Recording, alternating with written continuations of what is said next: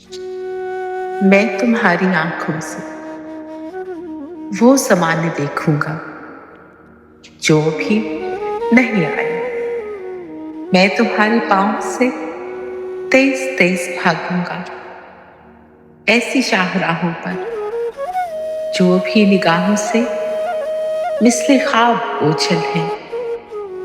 मैं तुम्हारे हाथों से वो पहाड़ छू लूंगा जिसको सोचकर भी अब सांस फूल जाती है।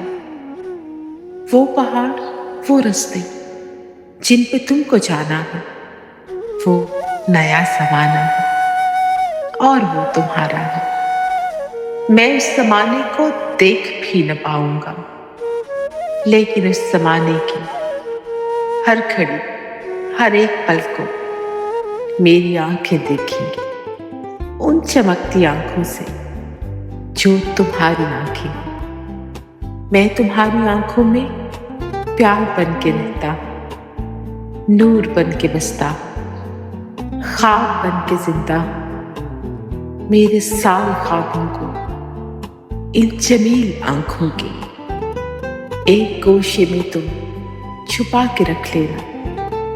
और अगर ये ख्वाब कभी फूल बन के महके तो उनकी खुशबुओं में तुम मेरे नाम के सारे हर एहतियात से रख लेना।